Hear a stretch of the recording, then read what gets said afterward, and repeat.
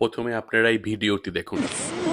এইসব যদি দেখি আর কি চাই আমাদের আমার ভালো লাগে না, আমি আর দেখবো না, আমি আর আসবো না মন্দারমণিতে।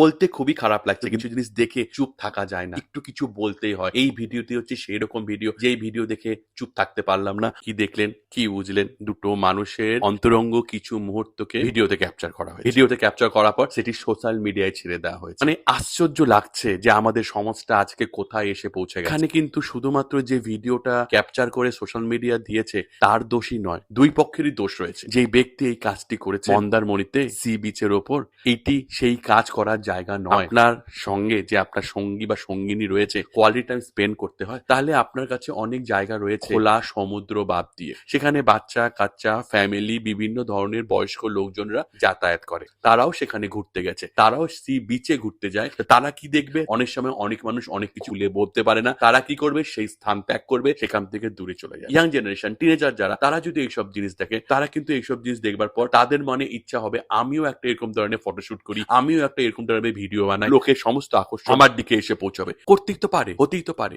আর এর থেকে বড় খারাপ কি জানেন তো? যিনি এই ভিডিওটি বানিয়ে সোশ্যাল মিডিয়াতে আপলোড করেছে, আমি জানি এই ব্যক্তি খুব পপুলার একজন ব্যক্তি, আমি ইনার সম্পর্কে কোনো কথা বলতে চাই না, খারাপ মন্তব্য করার ইচ্ছা নেই, কিন্তু আমি উনাকে একটা কথাই বলতে চাই, দাদা আপনি দুজন মানুষের পার্সোনাল মোমেন্টের ভিডিও তাদেরকে না জানিয়ে তুলে সোশ্যাল মিডিয়ায় দিয়ে দিয়েছেন। তাদের মুখ কিন্তু অনেকটাই বোঝা যাচ্ছে এই সোশ্যাল মিডিয়ায় দুনিয়ার মাধ্যমে সবার ঘরে ঘরে সবার হাতের মুঠোর মধ্যে গিয়ে পৌঁছে গেল। ওনারা কিন্তু যদি দুজনে মিলে যে কাজটা করছে সঠিক না ভেবেও আমি এটা বলতে পারি, ওনাদের এই অন্তরঙ্গ মুহূর্তটি ওনাদের পার্সোনাল হয়ে থাকতো, হয়তো সি বিচের 100টা লোক খুব জোর দেখতো। একটা ভিডিও করে সোশ্যাল মিডিয়ায় দিয়ে দেওয়া ঠিক হয়নি। আপনি অলরেডি একজন পপুলার পার্সন, আপনার মুখ খুব পরিচিত, লোকে আপনাকে চেনে এবং লোকে আপনার ভালো কাজের জন্য আপনাকে জানে। এরকম কাজ করবেন না, আমাদের বাংলা সোশ্যাল মিডিয়াকে এইভাবে নিচের দিকে টেনে নিয়ে যাবেন না। আর যাই করুন, আপনি এই কাজটি ঠিক করলেন না। সাধারণত এইসব ভিডিও নিয়ে কথা বলতে চাই না, কিন্তু এইসব ভিডিও নিয়ে কথা না বললে আমাদের যে বাংলা সোশ্যাল মিডিয়া সমাজটা রয়েছে সেটি ধীরে ধীরে নিচের দিকে নেমে যাবে।